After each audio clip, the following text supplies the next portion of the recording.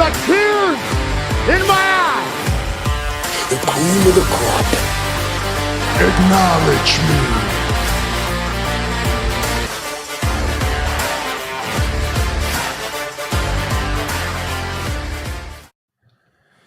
Good morning, everybody. A Monday morning edition of Top Rope Nation. As we always do, WrestleMania season. It is night 2 of WrestleMania 40. Here to talk about it, Ryan Drosty, Jesse Velasquez today. Justin Joints at work. I took today off so I could be here with all of you lovely people to talk about what we saw in Philadelphia last night. Jesse, how you doing? I am excited, nervous excited. I'm sad I missed yesterday, but Harris James takes priority overall. So I'm very again, I'm going to repeat myself for the third time. I'm extremely excited to be here on Monday morning. Well, I'm glad to see you, Jesse, because we got a lot to discuss. We've got what was, I would say, definitely a better night of WrestleMania compared to night 1. I think night 2 was definitely the better show. We're going to get into it. Think about, what we thought each match going through, what we thought of the big ending with Cody Rhodes finishing the story. We got some people joining us in the chat room already. Our good friend Derek Schrappel checking in. Derek, good to see you. He said he came here to chew bubblegum and listen to the best wrestling podcast out there, and I just ran out of bubblegum. Well, we're glad to have you, Derek, as always. And if you guys are tuning in, let us know what your thought was on WrestleMania's night 2. Give us your grade, A through F. I'll share out what the Twitter poll is showing. I'll share my grade, and I'm going to go to Jesse right now. Grade night 2 of WrestleMania. To deflect that question for about 10 seconds, Derek, I kind of want to go get my Roddy Piper cat t-shirt right now. Yes. This, honestly, is the most difficult grade I think I've had to make because I did enjoy the show. I enjoyed the company I was with. I always have. If you didn't know, this is the, I think, 15th WrestleMania I've seen in 23 years with this group of people. So kind of living vicariously through them and then me with how things have changed in my wrestling fandom, my preferences, all of it. I'm going to go with a B-. This is such a difficult grade. I toggled between B and B- all morning long, so I do have the right to have my mind changed because it's only been 12 hours since this ended. We're looking at this new era and how the landscape looks so much different than it did 2 days ago. We had 7 championship changes in 2 days. Think about that, folks. There wasn't anything egregiously bad last night, and there was a match that I'm going to go back and watch maybe once or twice, but again, I think that's your kind of deal, Ryan, where I have to go back and see something once or twice. It's a match. Mm-hmm. But I'm also starting to, and we're going to get into this later, just see that the changes at World Wrestling Entertainment are much better than they were 4 or 5 years ago. I still don't know if World Wrestling Entertainment is suited for me. Well, they really rammed it into your head this weekend that it's a new era, right? There should be no confusion. Definitely no confusion on that. These shows, this is one of the reasons why we moved away from reviewing events right after they end. It's just so hard to grade them in the moment because you don't know the long-term ramifications. How are you going to look back on it? It's been a few hours. It's been about 12 hours. I was doing the Bleacher Report stream last night. We graded it right after the show, and it's all very fresh. It's very difficult. On that stream, I gave it a B. The more I've thought about it, while I was trying to sleep last night and come down from all the media work this weekend and everything and trying to go to sleep, I got a little more positive on it. I'm going to give it a B+. I know a lot of people are calling it like the best Mania night in years. I thought last year's night 1 was incredible. I mean, it was, I don't know, maybe it's probably right there with that one.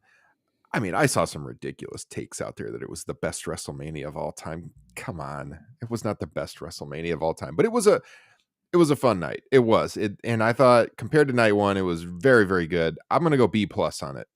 It doesn't have a match of the year contender, so I can't put it at the A. That's just my own personal criteria grading these. But it had moments that I would go back and watch. And overall, I thought they accomplished everything they needed to accomplish for the most part. There was one thing I wasn't a huge fan of, which we'll get to. And if you're on our Facebook group, you probably know what it is because we had a live thread going in the Facebook group. So we'll get into all that. But I had fun watching the show. So I'm not going to complain too much. I wouldn't put it at an A, but I'll say B+. Now, our Twitter users definitely put it at an A. We had 256 votes in the poll over the last 12 hours, as you're seeing on the screen right now. And 77% gave it an A, 17% a B, and the rest trolling. 3.9% a C, 2% a D or F. I mean, overwhelmingly an A, though. I'm not quite that high, but I did like the show a lot more than night one, as I said. What do you think about what I've just said, Jesse? I change your mind at all? I mean, you're a little bit lower, but you're still kind of in the same range. Right. Like I said, I think I'm going to ultimately, once this recap is over, move it up to a B. It doesn't suit my likings enough for it to be an A. I am a match person through and through. Whereas this is the one thing we're really starting to see with World Wrestling Entertainment is that it is way more about the moments as opposed to the matches. I need a little bit of both. And I think that is a humongous reason why, that's the biggest reason why I'm going to move this to a B. I just need more good matches. Yeah, definitely. And that's where we get into this. We're not even, it feels like when you watch WWE, we're not the target audience anymore. And your son's getting a little older, so you're going to get to this. My kids are a little bit older than yours. And I'm starting to get to this point where, like, and Justin is too, they get really into it. And it makes it more fun to watch. It's not exactly the kind of wrestling I like. I'm more with you. I like the more athletic AEW style, basically. That's what I like. But I do recognize that WWE is way better than it was a couple of years ago. Like it's not even close. It's a much better product all around. And so grading it based on what WWE is trying to do, it was definitely a success. Definitely a success. And yep, they got this new era. I see Derek saying in the chat, a new McMahon Helmsley era. That was kind of odd, wasn't it? That Steph is still going by McMahon when she came out. I was a little surprised, just given everything that's happened. But no chance led by Stephanie when she came out at the beginning of the show, which was good. No chance this time from her. But everyone in the locker room was very excited to see her back. We got, again, a lot of people paying homage to Triple H throughout and after this show.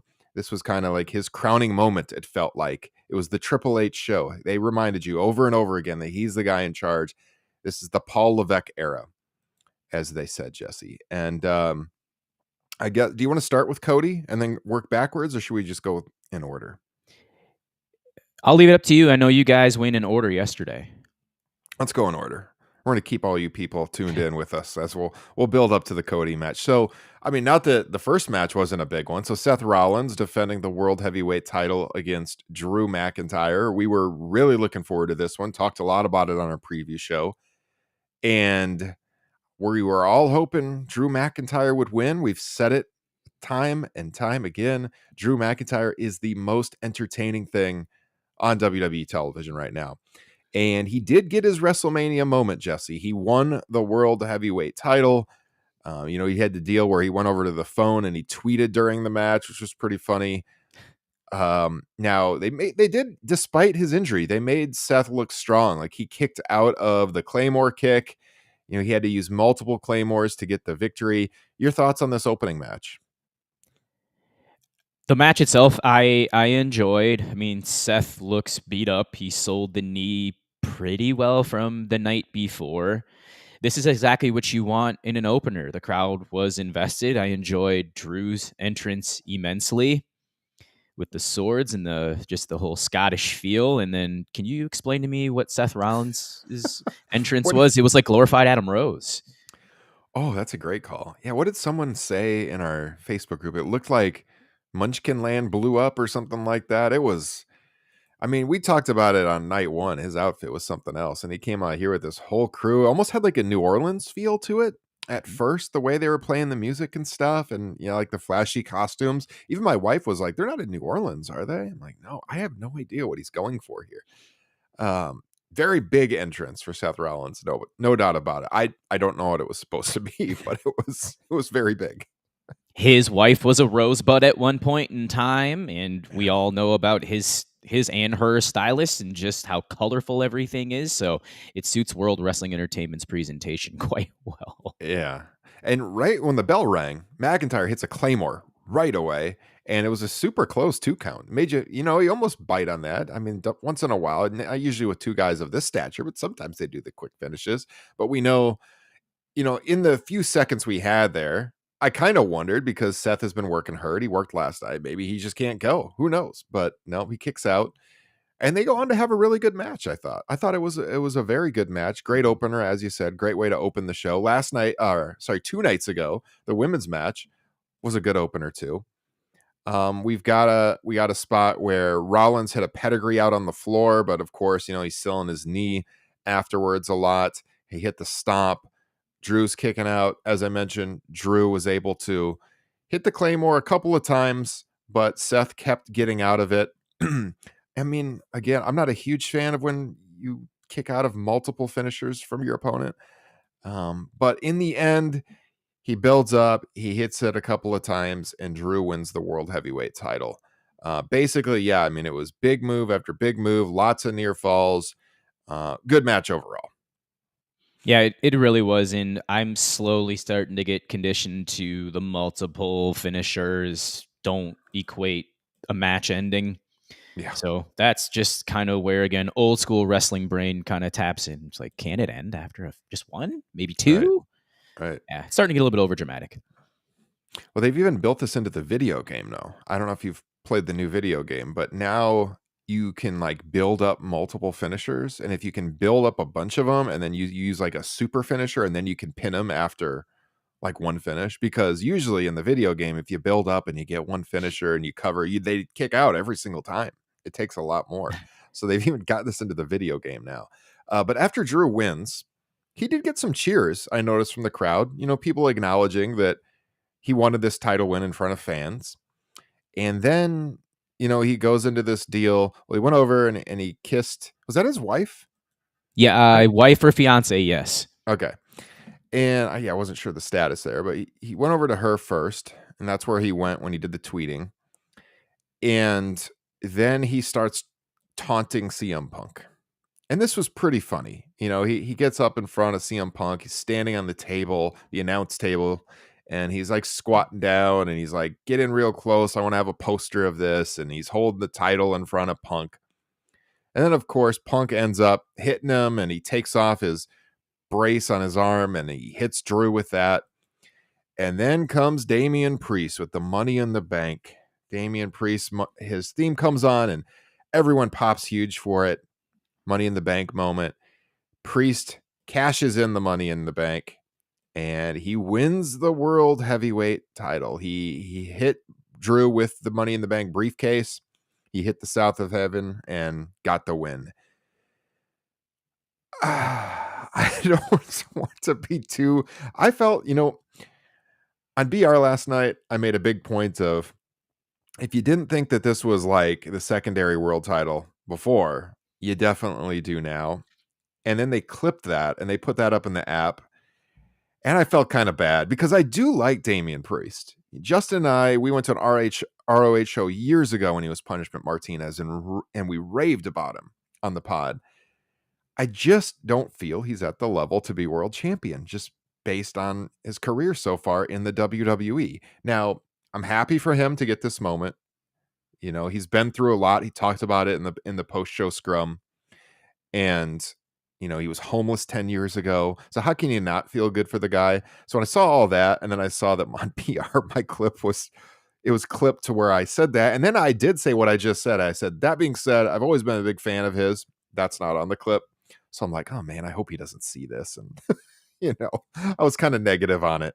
But it is, I do think it's a fact. I don't think you're going to disagree that he doesn't really feel world title level right now, character-wise. I think he's a good worker, but his character does not feel like it's there to win the world title. What do you think?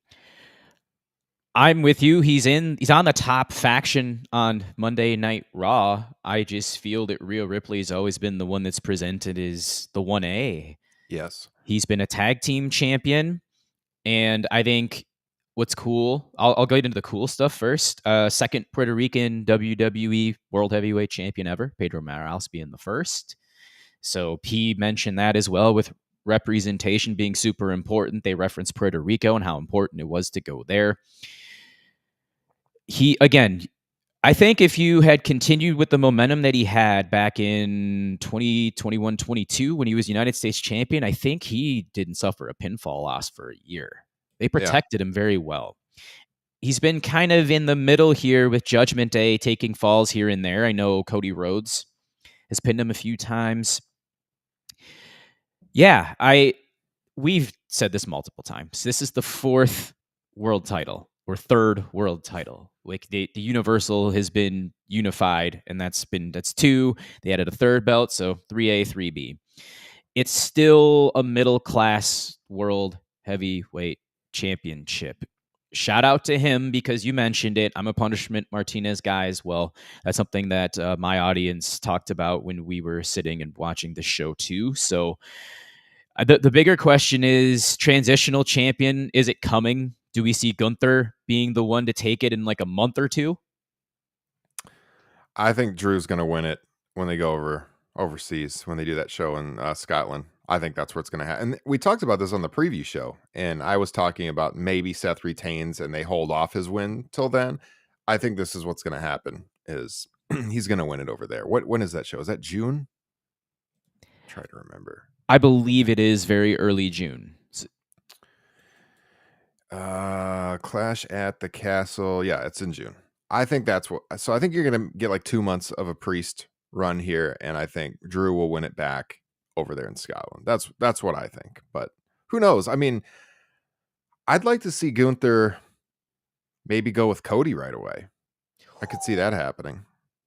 They could have some. I don't think he would beat him, obviously, but I think Drew's gonna get a run. I think they're gonna re-sign him, and this is the problem is where do you slot in Gunther, which makes me think he shouldn't have lost the IC title, which is a whole nother discussion. Yep. But like, I don't see him winning a world title, either of them right away.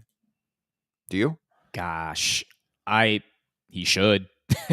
Yeah. He should. I don't know if I see it. And I'm going to ask you this question as well, especially with what we saw with Becky Lynch the night before. And Seth Rollins' reaction last night in tears after he lost the World Heavyweight Championship, and then him being a very minor part in the main event as well. Their contracts are up in June of 2024. Rollins and Lynch. Lynch went on Ariel Helwani, and he asked her multiple questions about re-signing. She's like, we'll see. We'll see. Mm-hmm.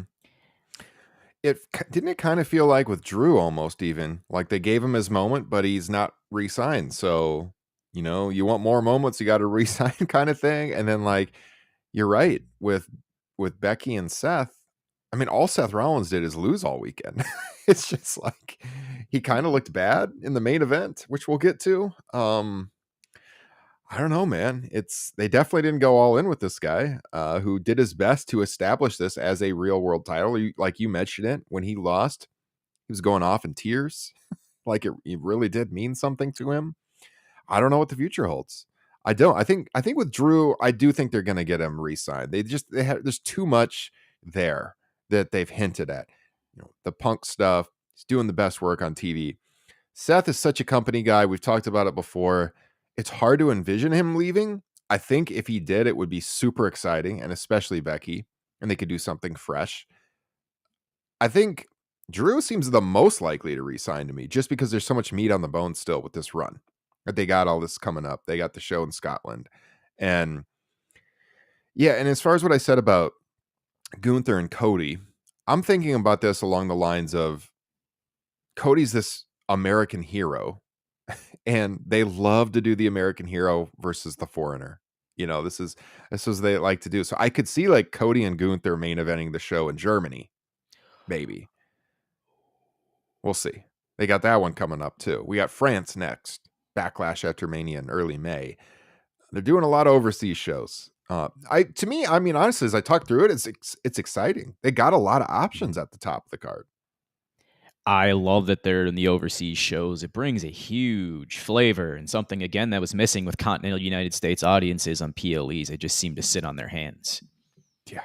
Yeah, for sure. I mean, that France crowd is going to be excellent. I don't know if you saw the post-show scrum at all, but Hunter, he talked about a lot of the overseas fans wanting to get the bigger shows like the SummerSlams and the WrestleManias. And he's like, well, if you show out and you're a good crowd, we'll add you to the list kind of thing. So it's like he's daring the crowds to be really good so they can get an even bigger show like a Mania down the line. And he said that about France. So My we'll gosh. see. That's a good strategy. No, I really think that it is. It's just challenging American crowds to step up their game. Yeah, because night one in Philly was not good. We've heard from people who were there who said it was, but like Hunter mentioned it in the post-show scrum last night. He said people backstage were saying stuff like, boy, this crowd's a lot better than last night. So they noticed too. The crowd night one was not good. And he said, yeah, because it was super cold and windy. That definitely played into it. And long show. But I mean, it was night and day. The night two crowd was incredible all night. Our friends, the Jenkinsons, they picked the right night to go to. They were there last night, talking in the Facebook group last night. And that was the night. That was the night to go to. I see we got someone in our chat over on the Twitch stream that was actually in Philadelphia. So let us know what the live experience was like. If you were there, it says, what's up from Philadelphia. Maybe they weren't at the show, but let us know the live perspective. And we got a big audience right now on Twitter X. Appreciate everyone tuning in. If you're not subscribed to our YouTube channel, we're trying to drive up our YouTube subscriber numbers. Look up Top Rope Nation right now and another tab or whatever you could do on YouTube. Drop us a subscription. It would help us out a lot. We're also streaming on YouTube. And right after we get done this morning, I will be putting up the podcast version wherever podcasts are found. Check it out. If you're new to our show, we've been around for almost 8 years now. Appreciate everyone's support. Appreciate all of our patrons. You saw the Patreon names go across the bottom of the screen a minute ago. Got our WrestleMania 18 Classic show. The video is already up. The podcast version, maybe later today. I'm going to work on it. We'll get that up for our patrons as well. All kinds of bonus content. Support us on Patreon. Jesse, you have anything else on the opening match or any of that creative direction? I do, because I want to lead into this with a question as well. Hey, Frank Yes. Pettiani, how you doing? Nice. Frank is here. Drew McIntyre, CM Punk. That's where the lead-in came from, by the way. Does this need a championship? I don't think so. I know that you know what? They probably will do that match at SummerSlam if Drew wins it back. I don't buy Punk as a world champion. I mean, the guy can't stay healthy. It's hard for me. But then again, most of the audience is probably not that plugged in where they're thinking that way. So they'll get into it if it's for the world title. But I personally don't need it to be, but I think they will. What do you think? Yeah, just because when Punk came back in November, the ideology was Punk Rollins here for the championship. And now it really makes you wonder if Punk was slated to win that world title on night one. That's risky, man. I mean, like, would Hunter do it? Just given the history of the last couple of years? I don't know. Yeah, jury's out there. Again, it's really, really exciting. And we are talking about the third world championship in the promotion as well. So, John Hope, it's also good to see you. I know you were very active in our Facebook group, and this is the first time you can make it live. Thank you. Yeah, for those of you tuning in for the first time, or maybe for the first time in a while, our flagship show is usually Thursday nights, and it's kind of late because we wait till we get our kids to bed. It's not often we stream during the day. And when we do, we have a bigger audience. So it's nice to see some new names here who can check in during the day, and especially our friends across the pond because it's afternoon over there. John Hope, Frank Pettiani, Derek Chappelle. We got some names here. Rick Skelton was here earlier. We got some new listeners. It's great to see. All right. So they followed that one up with the street fight. Okay, so we had the Pride taken on. Hold on, I lost my notes. Where did this go? Okay.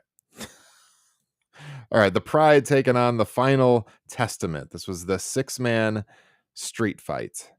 So you get Karrion Kross, out there with Scarlett. What do you think of this Karrion Kross? I mean, this guy's had a lot of opportunities, Jesse. We were talking about this last night.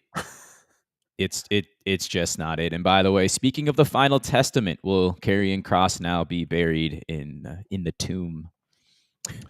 He might. That character, he might at be. least. Yeah, he maybe should be. Maybe should be. And yeah, the Street Profits, Lashley out there. Now, this group just has not worked. I mean, I'm sorry, it hasn't. We were kind of hoping we'd get a turn from Montez Ford, the thing we've been talking about now seemingly for years. No turn. You know, you got the big spots like you would think. Now, I will say, this match was a lot more fun than I thought it was going to be. You know, going in, I was kind of like, I'm not looking forward to it that much, but it was a fun match. They brought out Bubba Ray Dudley to be guest referee here in Philadelphia. And looking a lot like Kevin James these days. I think that's what I said on the Facebook group. But he's out there. Bubba Ray's out there, so he's involved in everything. I don't have any deep notes on this match. I mean, you get the table spots, of course.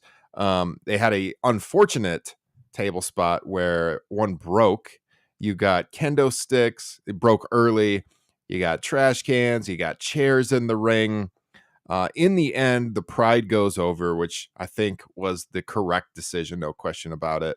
But yeah, Ford hit the frog splash to Kross through the table for the victory. And I don't know if you noticed, I mean, Kross was very gingerly laying on that table when they put him on there a second time. He looked like he was trying to not move. He was very stiff. Like if he moved, the table would snap again. But they got the big spot in at the end. Right team goes over. Any thoughts, Jesse? I was highly sports entertained, and I found this hilarious take on Twitter last night when Bubba Ray Dudley walked out. Someone says, well, Alex Jones needs a lot of money these days, so he's going to be taking any guest appearance that he can. Yeah. Yes, that's good. Oh, Snoop Dogg on commentary during this too. I did not mention that. I mean, it was funny. Not the greatest commentator, obviously, but he was pretty funny. Got a lot of weed references in. Appreciate it. For the way that this match was going, Snoop, I felt, was perfect on commentary, hitting him with the spear like it was 4th and inches with nowhere to go, and just in his Calvin Brodus slang. I enjoyed it. It was perfect. I think again for this match, you're not going to be able to throw him anywhere else. He was the host of the LA show last year. Did a great job with driving Rey Mysterio out with his entrance, and then his whole scoops with the Miz and the worst people's elbow of all time too. Yes. Hey, what about that spot, Montez Ford? That flip over the ring post? Dude, he almost went into the crowd. That was insane. That was a crazy spot. Montez Ford is so good. I mean, just waiting and waiting and waiting. Street Profits has maxed out. They are never going to be any more over than they already were. I know this tag division, though, is pretty dang weak right now. We talked about it on the night one results, you know, with who's the two champions splitting those titles now. Tag divisions don't go too deep. That said, I'm going to be selfish. Get Montez Ford on his own already. What are we doing here? This guy's the charisma, the athleticism, the promo ability. He can be great. And we're just waiting and waiting and waiting and waiting. Justin, not Justin Joint, another Justin asked, is it too early in the day for what's in the glass? We did not do that, Jesse, at the start of the pod. I do have something. I got a caramel macchiato from Starbucks here. A little different flavor today. I got a little Chiapas coffee. I believe it's medium roast. It's from a Mexican farm. I buy it from someone who... Where did Ryan go? I'm you're here. just going to give me the I made you full screen because I wanted to show off your mug. Look at that mug. That's beautiful. Well, both your face, you're a good-looking man, Jesse, but also the mug in your hand. Top Rope Nation Unplugged. Love to see it. That's a Patreon bonus show of ours. Thank you so much. I truly appreciate it. Yeah, I usually rotate between this. You guys talked a lot about Pete's Coffee yesterday. That is my other option. Yeah. And I got to get this out of the way because it's also perfect timing. I met Karrion Kross and Scarlett after All Out 2019. And with the group I was with yesterday, I said, yeah, I mean, it was cool posing Karrion Kross. And then I get to go in to meet Scarlett. I'm like, okay, just act casual. I take 3 steps, and she opens her arms out like this. I'm like, I'm sorry, what? So to which the only female that was with us said, or that was with my group last night, that said, you're a handsome man. you shouldn't be surprised that Scarlett wanted to give you a hug. Hell yeah. I said, well, did you see what she was wearing? And I showed her the picture. So I'm going to post that. I'll post both the pictures in the group today, the Facebook group, which will also get you to join. So yeah, no, thank you. I'll just take that compliment then. I'll put this at the bottom of the screen right now. If you guys are joining us, a lot of new listeners, this is awesome. If you have Facebook, search Top Rope Nation Pro Wrestling Discussion. We have a great group of people in there. Derek mentioned it earlier in the show here in the chat room. Our show's been around for 8 years, and we have a great fraternity of people that lots of friendships have formed through our show, I believe. And that's one of my favorite things about this podcast. So keep tuning in, get in the Facebook group. There's not a lot of trolling going on in there, just good people, good pro wrestling discussion each and every day. And Derek had mentioned Karrion Kross here as well in the chat that, he wants him to be good. Yeah, it seems like he definitely has the look, but it just does not work. And that's kind of how I've always felt about him too. It's just something has been missing there with Karrion Kross. And he took the fall. He took the fall at WrestleMania here. Any other thoughts on that one, Jesse? I'll go back to your Montez Ford call. Yes, Yeah. give that guy a singles push. Who I think the WWE doesn't care about their tag division, so why should we? Let's just have Angelo Dawkins pull the heel turn. I don't want to boo Montez right now. I know, he's just too good. Nobody wants to boo him. I mean, I guess the flip side would be he turned Shawn, and Shawn was super good. Although there were people at that time who thought Marty was the better wrestler. And Marty was no slob in the ring, but rumor has it Angelo Dawkins is a better wrestler than Marty Jannetty. Oh no, don't say that. I heard that somewhere. Don't say that. That's not. We need to have a talk, sir. Not you, but the person who said it. We need to have a talk later. He's a good friend of the pod, but when I heard that on that Unplugged, I was like, wait a second. Did I hear that correctly? No. Yeah, all right. Yeah, but we agree. Montez needs to go his own way. Let's get into LA Knight and AJ Styles, which came up next. This is a match where you recognize a super over talent in LA Knight. AJ Styles, one of the best wrestlers in the company, has been for years now. It's crazy how long this guy's even been in WWE. 8 years now? 8 years. Flown by. Who came first, Ryan? Your podcast, or AJ Styles' debut at the Royal Rumble? That was 16, right? Yeah. So it was that summer that we debuted Top Rope Nation. So he's actually been in WWE longer than this pod by a few months. Yeah. It's hard to believe because he was one of those guys you never thought you'd see in WWE. Now he's been there almost a decade and he's still doing incredible work. For LA Knight, I feel that they have missed this guy's peak. I feel like he's on the other side of the mountain now. Not that he's not still super over. I don't see the world title in his future. I think if you go back in our archives, I didn't really, even when he was at height of his popularity, they had a chance where you could maybe see him doing it briefly. It didn't happen. This would have been the Raw world title. He's never going to beat Roman. Don't get me wrong. But I feel like he's kind of settling into that upper mid card. He could be IC champion, could be a US champion. I think that's kind of Justin mentioned this. We were talking the other day and it was okay, tell me, I think this was on our happy hour we did with our patrons. What is LA Knight's best promo and what's his best match? And it's hard to come up with them, right? And if you're a top guy, usually you can instantly say it, and you just can't with him. It's this unique situation where the crowd's really taken to him. The work maybe hasn't backed it up though. It's just it's kind of one of those things. It's kind of hard to explain. No doubt he got super over right away. Any thoughts on that? He went toe-to-toe with Roman on SmackDown before Crown Jewel. I think he more than held his own in that promo, but ever since. But he was used as cannon fodder for Roman's World Championship, or his run, the 1,300 and some odd days. Yeah, match presentation-wise, but again, in WWE, it really doesn't matter that much. So you could keep going with this guy if you want to. He emerged onto the scene a little bit later.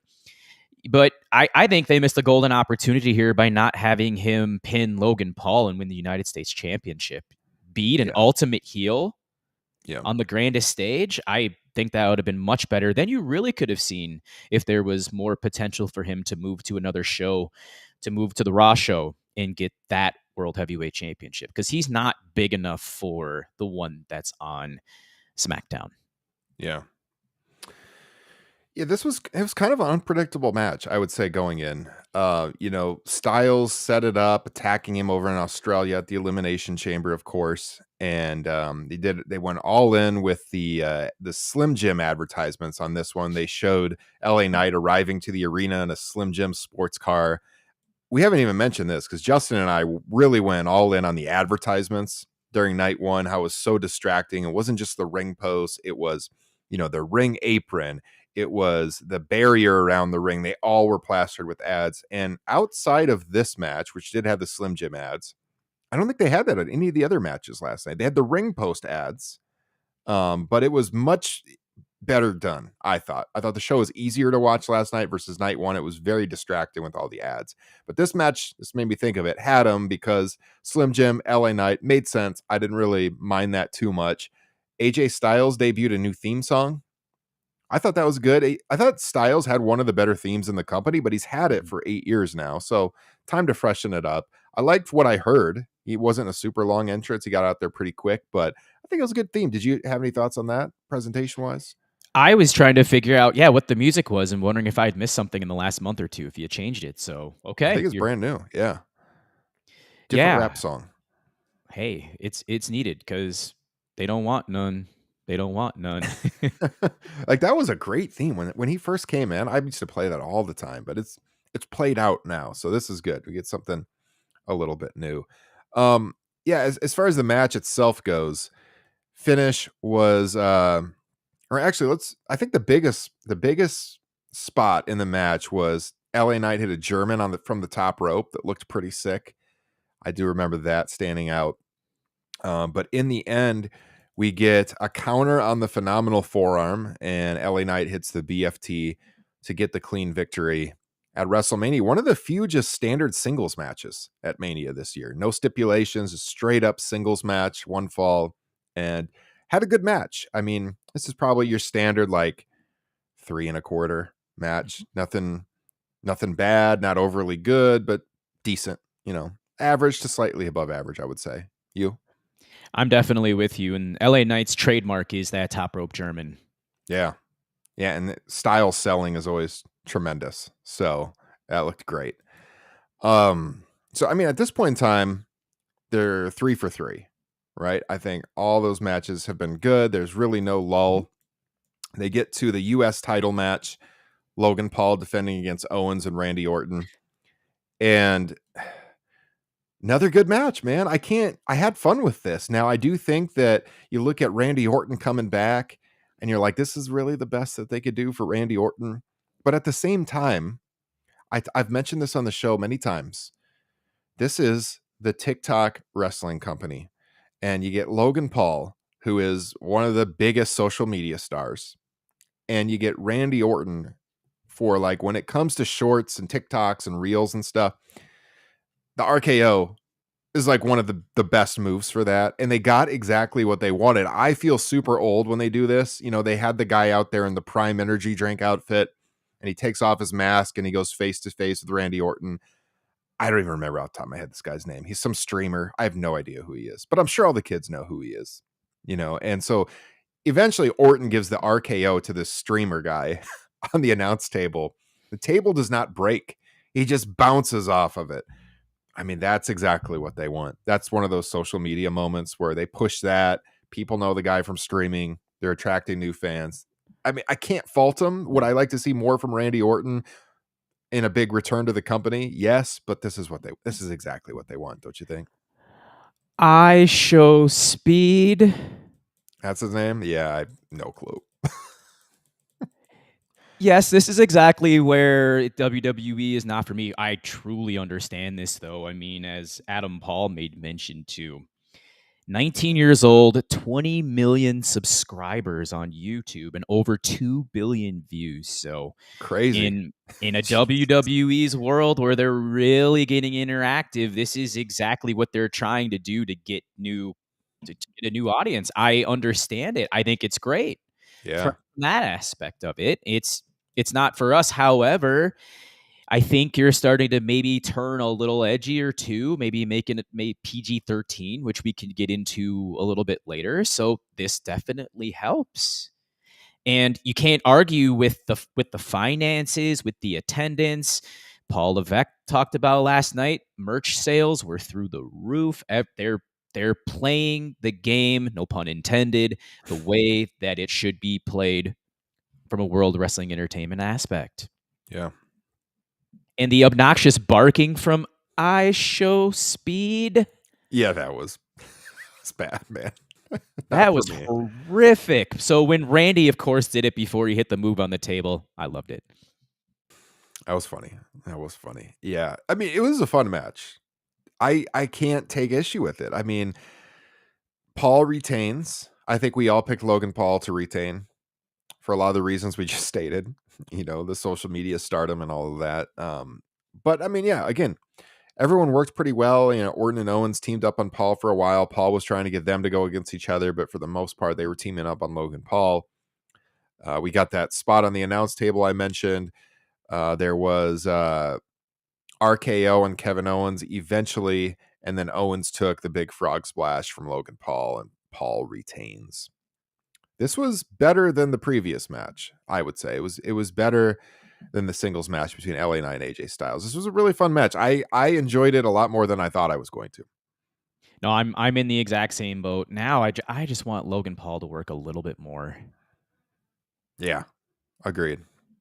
I mean, he's very good when he's in there. He has a lot of time to prep for these matches, lots of rehearsals and stuff, but I would definitely like to see him start working more on TV.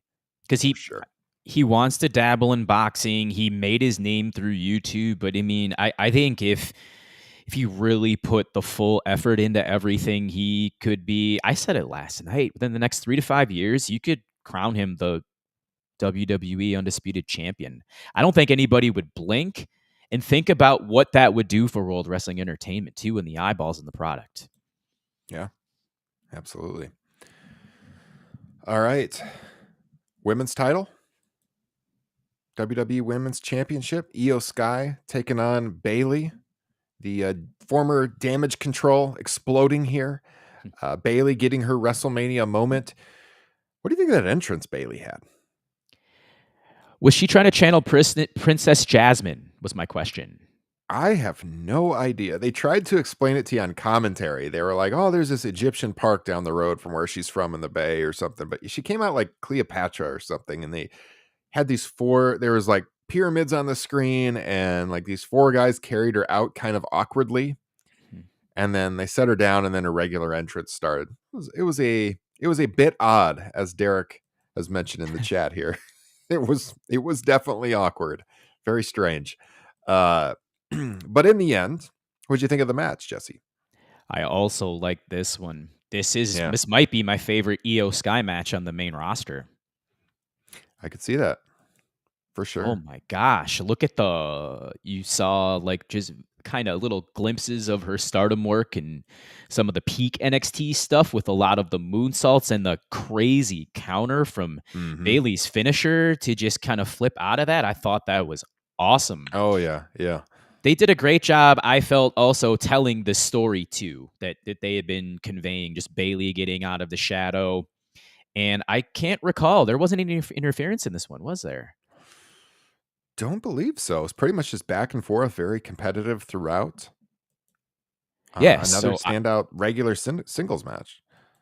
Which was sorely needed, especially from what we're getting into next.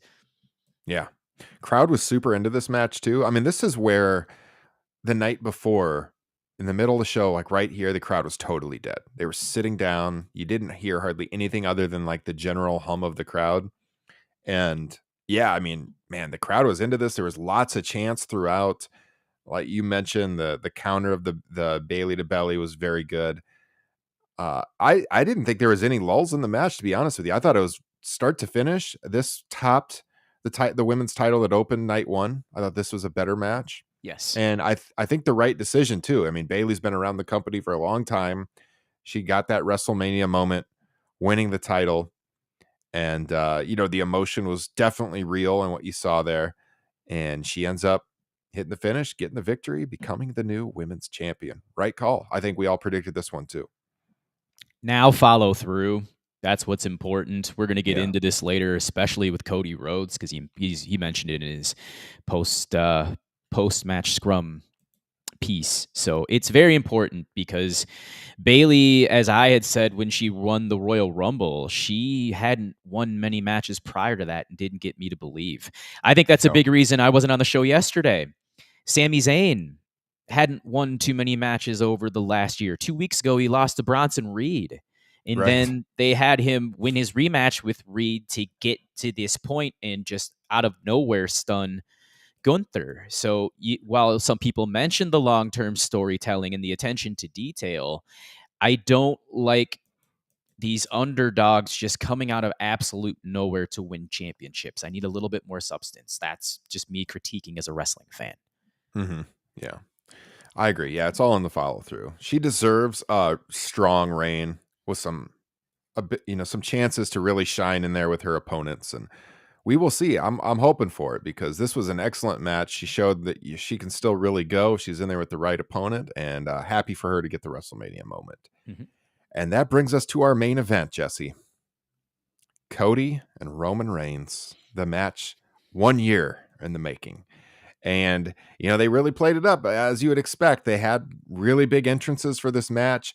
Cody comes out. They got this Cody like flag planted on the video screen. And then he comes out wearing this kind of mask that was like a mix of, it was like Skeletor mixed with the Statue of Liberty almost. Yeah. And he takes it off. It reminded me of a Triple H entrance, back in the day at Mania, but he takes it off and he hands it to none other than Brandy Rhodes, who's there next to him. And we get that entrance, and then Roman Reigns comes out, and we get the orchestra for Roman playing him out. That was really cool. He had a chorus singing him to the ring as well. And then we're ready to go. What'd you make of the entrances, Jesse? They were fun, and Cody's been kind of doing the Triple H gimmick for 5 years. He broke the throne at Double or Nothing, had a same Triple H style presentation, so it's interesting what side he's on now and how everything ended. I really like Roman's theme music a lot.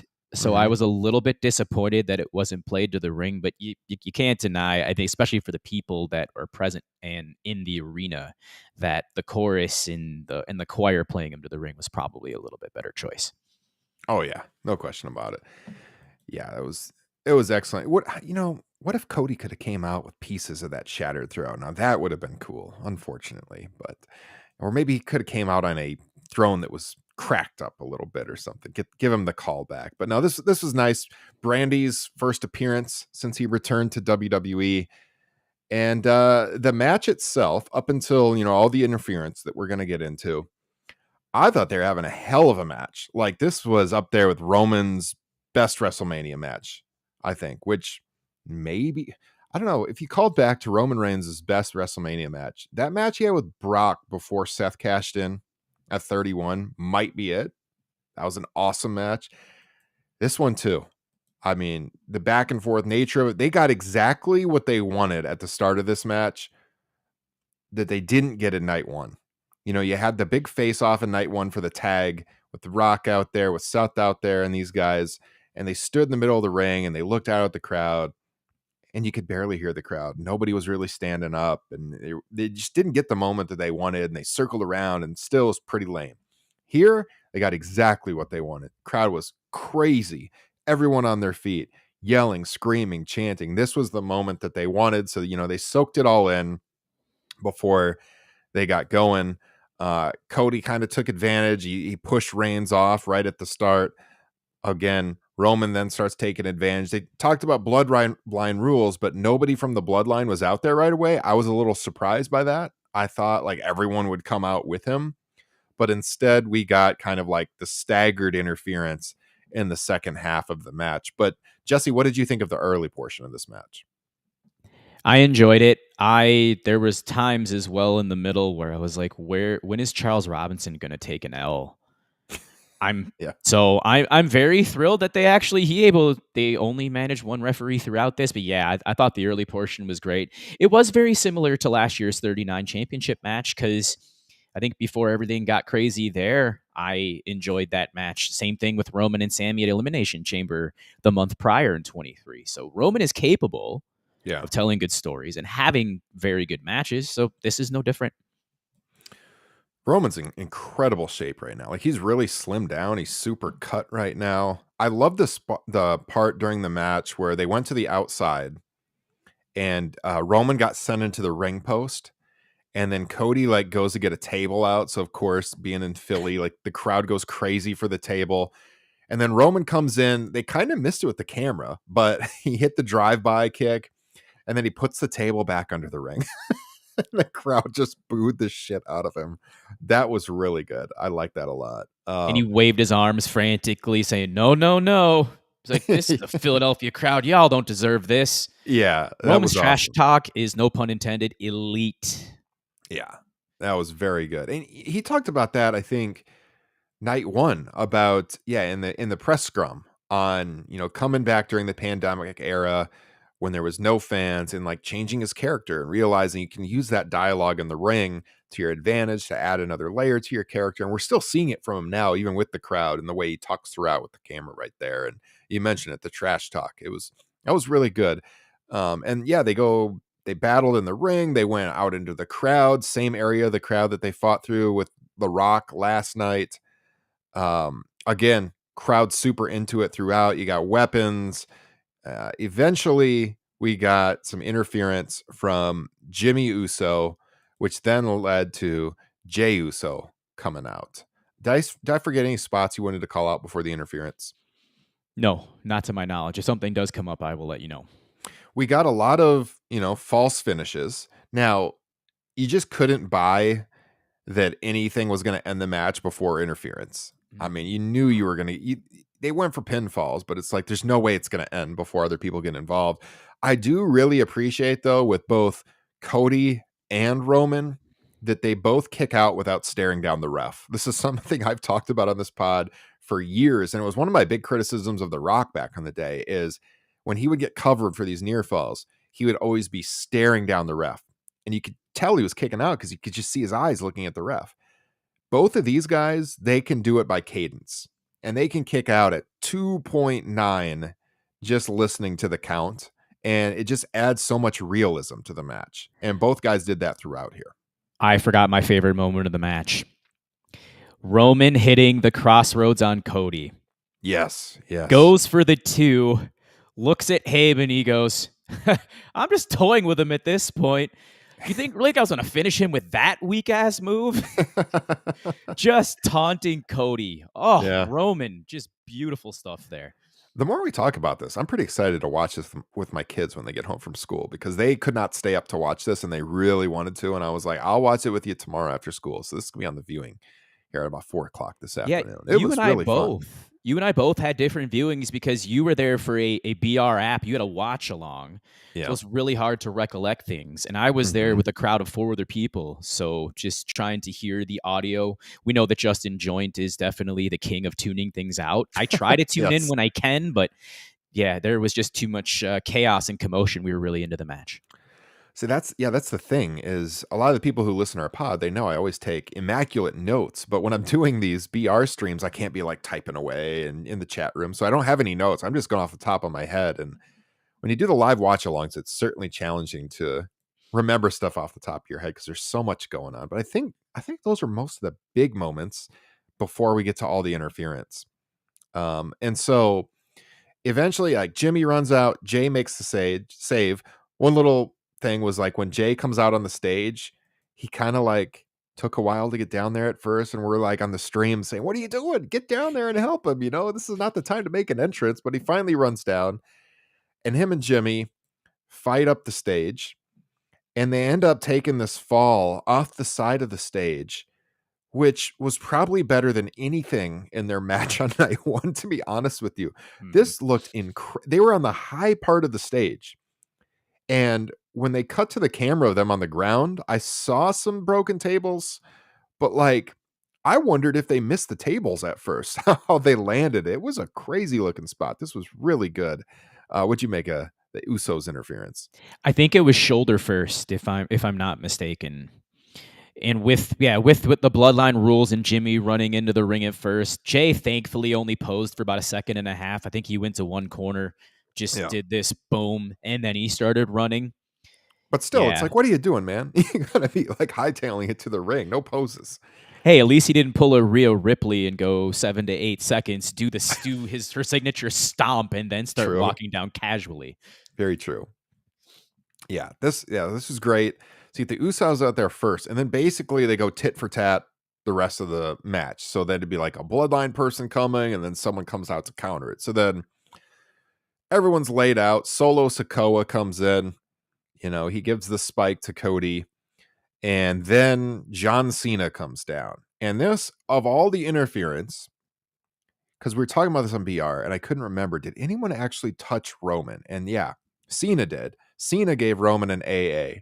That I think they should not have done, because this got overbooked, no question about it. There was tons of interference at the end, and it almost got to the point where it took away from the match. You want Cody to win clean, but when Cena came out, he did give Reigns an AA, and I think that should have been passed on. Like, just take out Solo Sikoa, clear the ring, and let it just be all Cody beating Roman. Now, it wasn't the finish, so I guess it's fine, but in the moment, I didn't really like him hitting Reigns. You? I like the callback, Cody hitting the 2 crossroads, going for the third, and I called it Solo with the spike. Yeah. A lot of callbacks in this match.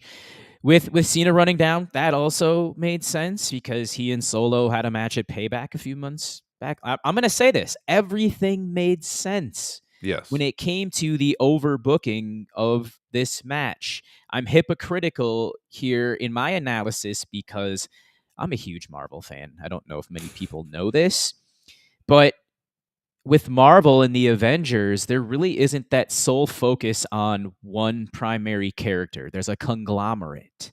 Mhm. Whereas in this match, you have Cody and Roman.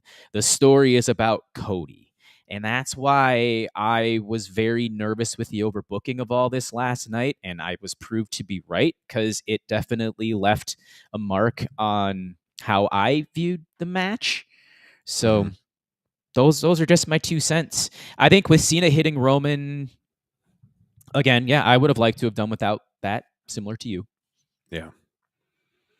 In the end, at least it wasn't the finish, like I said. So Cena gets involved, and then you get The Rock. And again, it's like, of course, the match is not going to end until The Rock gets out there. So The Rock comes down there, and then they did the face-off between Rock and Cena. Again, 2-time WrestleMania main event there in front of you.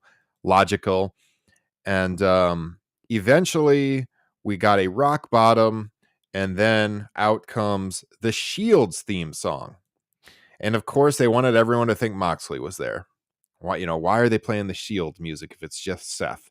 And it went on for a while. They didn't even show Seth come from the crowd at all. All of a sudden, he just came out from like the bottom right of the screen, and he was there, and he had a chair, but he got taken out like right away by Reigns with a Superman punch. Again, the story of the weekend was like Seth Rollins coming up short over and over again. And he eventually got hit with the chair. And man, I mean, it looked like Seth was legit hurt. I mean, even in the post-match celebration that we're about to get to, he was grimacing in pain like the whole time over in the corner. He looks real hurt here. Hopefully not any more serious than he already was going into the show. But you get all of that. So then The Rock has the upper hand, and then the Undertaker's gong goes off. And on the stream, we were like, he can't possibly be walking down the aisle, right? This is going to take forever. And instead, how they did, and they covered for it, is it went black, and then the lights came back on, and he was in the ring behind Rock. By now, you've probably seen the screen caps of this. And Rock turns around, and there it is, face-to-face, The Rock and Taker. Now, in the moment, I will say, I wanted this to be Austin, because if you had Rock and Austin face-to-face, that would have been huge for nostalgia. That being said, and I'll give props to our buddy Kyle Ryan over in the Facebook group, the Undertaker history with Roman makes more sense. you know, with their WrestleMania history. So again, just like you said, Jesse, very logical. And he ends up hitting the choke slam and on Rock, and then the lights go off, and then he's gone. What'd you think of this? Notice how we haven't talked really much about Cody and Roman at all in this. Yeah, they're just laying there throughout most of this. Yeah, that's my gripe with this match. I did like Roman hitting Seth with the chair. Almost 10 years to not quite 10 years to the day that Seth hit Roman with the chair and broke up the Shield. Roman's been on record said he didn't want to break up the Shield at one point. So again, these callbacks, they're great. It's just too much. I think with Philadelphia, by the way, it wouldn't be a Philadelphia event without the lights going out and somebody magically appearing in a ring. That's true. That is very true. I like the Brian Pillman stuff back in the day. No, too bad. But man, yeah, some great stuff. Good call. Also, I'll be quick on this too. I would have preferred it to be Austin. I still wonder if they didn't pony up enough money to get him there, or if he just. I think they probably tried. Said no. Yeah, I'm sure. Despite Taker, like what I said, it's true. Logical wise, you know, with the logic, Taker has a history with Reigns. But you can't tell me they wouldn't have rather had a face-off between Rock and Austin in the ring at Mania 40. That would have been pretty incredible. Especially with Austin and Cena on that truck when Dwayne and Cody were brawling in Chicago out in the rain. Yeah, there you go. Exactly. So eventually, you know, all the smoke clears. It's Cody and Roman again finally. And he hits 3 crossroads and he covers and he beats Roman 1, 2, 3 in the middle of the ring. So you know, Cody gets his moment, the big celebration, the whole locker room floods the ring. It was exactly like WrestleMania 10. They even put him up on his shoulders, you know, just like Bret Hart in the Garden at WrestleMania 10. It was clearly calling back to that. And it went on for a really long time. I was actually stunned how long they let it roll, like on the pay-per-view proper. I thought that some of this they would put like YouTube bonus or something like that afterwards. But no, I mean, they stayed with this for a long time. And eventually, Cody gives the belt to his mom. He gets on the mic. He thanks everybody. And then he says there are 2 guys he could not have done this without. And he wants to call them out to the ring. And he calls out Hunter. And he calls out Bruce Pritchard, which, again, like, I know the history between his dad and Bruce, but this was an odd one. I'm not sure we needed Bruce Pritchard out there, but you know, if it means a lot to Cody, so be it. What was kind of weird, and he did talk about it in the post-show scrum, he did not make a single mention of his dad out there, and he had a microphone in his hand, which the whole story was about doing this for his dad. I thought it was kind of odd that he called Bruce Pritchard out and didn't even mention Dusty. Maybe just an oversight in the moment, but he talked about him in the scrum quite a bit, so that was good. I was just a little stunned on the pay-per-view that he didn't mention it, because that was the story. That was the story they've been telling from the beginning, is winning the belt that his dad could never get. But he did get his mom in there, and he presented her with the belt and everything. So that was nice. That part was touching, and now I know why I gave this event a B- at the start, was because of Cody calling out Bruce Pritchard to the ring. Oh, I mean, we know like, about really? Bruce and what people have said about Bruce in recent months, specifically Ronda Rousey, and him basically being Vince backstage, and not in the sexual assault way, but you know, him being the voice for Vince backstage. Don't get me wrong. That was a little odd. And they just repeatedly hammered home that this is a new era. So for him to call out Triple H as well, when this is his moment. Yeah. They delayed this over a year. They delayed Cody Rhodes' moment, finishing his story. And a few minutes after it's over and he's got done most of the bells and whistles, he calls out management. That was odd. It was very odd.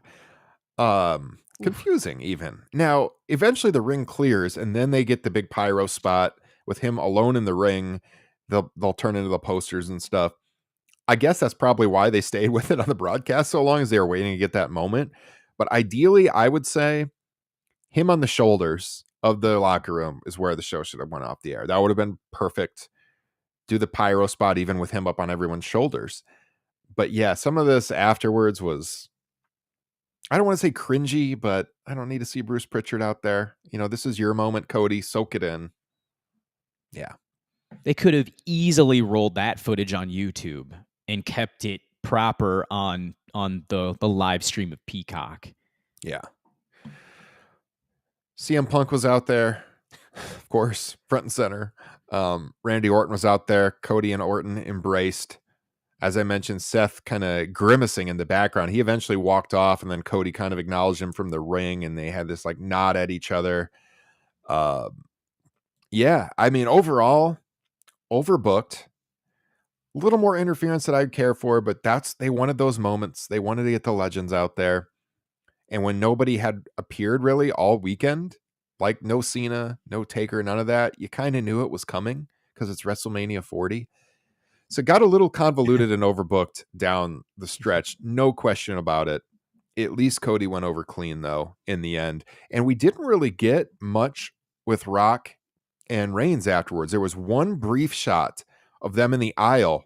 I got to go back and watch it, but from what I remember, it almost looked like Rock was kind of yelling at him a little bit. I don't know. I don't know if it was just telling him to get going or what, but we're going to see how this plays out. And talked about this on the preview. To me, it seems that the story is going to be that they do Rock Cody first, maybe at SummerSlam. I don't feel like that's over. And then we'll get to Rock and Roman next year at WrestleMania. And I think that Roman's going to take a break. He needs to take a break. He deserves the time off. Not that he works every week or anything, but like he needs to be freshened up. They need to get him off TV for a few months. And maybe Rock takes over the bloodline and boots Roman. Who knows? Because they sold like dissension in the bloodline throughout. Like there was a moment in time where Solo was screaming at Roman in the ring to cover. And Roman was like, I know. So they were kind of like they weren't exactly on the same page. And then if Rock was kind of yelling at him afterwards, I think we might see Roman kick him out. And Rock kick out Roman. And then I don't think Rock's going to be there every week by any means, but eventually maybe you get to still a heel Rock taking on Cody, and then eventually Rock will turn face and wrestle Roman maybe next year. What do you think? They're going to reload this bloodline. Tama Tonga's coming. Mm-hmm. There's reports that Jacob Fatu signed with the company on Wednesday. He is of direct dissension with this bloodline. I think Tama is as well. So I could totally see Rock overthrowing Roman, those two maybe in debuting and involving themselves and aligning with Jimmy and Solo to boot Roman. I think as long as that part's done well, you take Roman away and out of the picture for months. But then you have to make your 1A story, Cody Rhodes as the WWE Universal Champion, because if you don't, then you run into the problems that AEW on occasion has with the world champion not being the sole focus, when the bloodline for the most part has been the sole focus of the last 3-4 years and Roman is heavyweight champion. You can't take the focus off of that. Yeah, agree. So I think there's a lot to look forward to. There's a lot of different directions we could be going, and nobody knows for sure. We don't know where WrestleMania 41 is going to be, Jesse. They have still not announced it. No announcement during the show. We were talking last night. I had to go back and look. When did they announce Philadelphia? Because I kind of remember that it came up in our Facebook group when they announced it. And I found it was like, it was over a year before the show, but it was like randomly on a Wednesday in the middle of the summer. So who knows, like in the next few weeks, maybe they just drop the press release in the middle of the week someday. That's how Philadelphia was announced. It was not during a pay-per-view that they announced it. We would have, us Midwesterners are still clinging to hopefully Minneapolis happens. It's not a certainty though. We hope. We'll see. But yeah, no news there on WrestleMania 41's location. The scrum last night was not good. There was not very many good questions. And nobody asked about WrestleMania 41's location. You would have thought that someone would have said, hey, where are we going to be next year, by the way? You haven't even announced it. No question on that. Pretty much softball questions. Hunter talked about Steph's return, made a big deal out of that. And it was kind of funny because he talked and talked and talked. And then he was like, all right. He said something like, ask me some bad questions or something like that. It was almost like he bashed the media that was there. Ask me some really bad questions or something. But yeah, the scrum was not really worth going out of your way to see. Maybe Cody, because he talked about, his dad there. And then he had this watch on. that management got him that was the same watch that Dusty had pawned years ago when the family was really down on their luck. So that was a nice moment. That's all in the post show. Actually better than what we got in the post match, to be honest with you here on the post show scrum. So if you go to their YouTube channel, you can watch it. You just fast forward to the Cody part. That's the only part really worth watching, I think. I actually like the first few minutes of Damian Priest quite a bit. Oh, okay. Yeah, that's true. That's true. Because he talked about his past and where he was 10 years ago and everything. Yeah. And again, like we talked about in the beginning, kind of, he's not a relatively obscure world heavyweight champion, and this has been coming. They just haven't truly featured it. So jury's out there, jury's out. Mm-hmm. Everything's open ended with Cody, where he goes next. He Yeah. even said he was concerned about it. Mm-hmm. They haven't had a babyface champion in a while for that title, at least. I mean, we got to build up the heels to challenge him and get some people in the pipeline. But yeah, I mean, they got a stacked roster. They can do so. We talked about it earlier. There's some options out there, especially foreign heels, if they want to go that route for the American hero. So get the Cody Express ready to roll here, Jesse. I'm okay with it. I'm not anti Cody Rhodes like somebody else on this show is when it comes to the over the top American stuff. Yeah, it's not for me. It can get a little egregious at times, but I'm rooting for Cody Rhodes. I think Cody is mostly sincere. I know a lot of people talk about him being for show and comes across like a politician. I think he does come across like a politician, but I think it's honest. I think he's just a very well-spoken guy. And I think it's the exact thing they need as a babyface world champion to do the media rounds and everything. And that's why it didn't really make sense last year to not crown him, but they have crowned him now. He has finished the story. A nice moment. The kids went crazy. I'm sure my kids are going to go crazy when they see this. They love Cody Rhodes. And I'm looking forward to taking it in again and watching it without having to do a live stream at the same time and trying to balance everything happening, because I enjoy doing the live streams, but it's difficult. It's difficult to do that, and it's hard to really take it all in when you're doing a show at the same time. So it'll be a good viewing on the second time, I think. Anything else you want to talk about, Jesse, here? No, I think we're good. I'll move it now up to a B because there was nothing that was terrible, like completely terrible. So no, overall, again, it was a very enjoyable experience last night for me watching World Wrestling Entertainment. Yeah, they certainly picked it up at night too. Ended the weekend on a high note. It was a fun time. Lots of streams this weekend. 2 episodes of Top Rope Nation. 2 Bleacher Report shows that I did. 2 virtual hangouts with our patrons. That's right. Still got to mix that classic show on WrestleMania 18 for the podcast version. If you're a patron, you can watch the YouTube version, the video version right now. If you want to become a patron, I'll make it real easy for you. Here's the QR code on the screen right now. Just scan that. Go over to our Patreon page, support us. We'd appreciate your support. We got almost 150 bonus shows there. This WrestleMania 18 show we did last week, it's Top Rope Nation Classics. It's our monthly look back at a retro show. We went almost 3 hours. We had a guest on there, Jay Schmitz, who was at the Skydome for WrestleMania 18. Had a great live perspective on that. It was a lot of fun. Jesse does TRN Unplugged. You saw his mug earlier in the show. TRN Unplugged is one of our bonus shows on Patreon. There it is. We got TRN Extra, a show that I do occasionally as well. There's a exclusive Facebook group for Patreon members. There's the virtual hangouts we do every month. We do free merch giveaways, all kinds of stuff. Join the Patreon page. Best way to support what we are doing. I'm running on fumes, Jesse. This has been a busy weekend. I'll help you. Folks, I was once just a regular listener of Top Rope Nation. I feel like if you truly support us at some point in time, you go from somebody who just listens to the show to somebody who jumps into the Facebook group and has discourse to maybe starting your own podcast to having Ryan, Justin, or myself onto your show to all of a sudden maybe becoming the third host if somebody decides to leave. You've really risen up the ladder, Jesse, in the last year. You subbed on short notice for night 2 of WrestleMania. You were on this show with me a year ago. You weren't the regular co-host yet, but you did guest quite frequently. And you were on the show with me last year, I remember. So as Cody said, I believe, and Paul Heyman actually said it best in his Hall of Fame speech, you can get knocked down 100 times, but on the 101st time, all of a sudden, you can just do anything you put your mind to. I didn't put my mind to being a Top Rope Nation co-host. And here you are. So, moral of the story, work hard and continue to support us because we absolutely love entertaining you. And poor Ryan is on fumes. I'm sorry.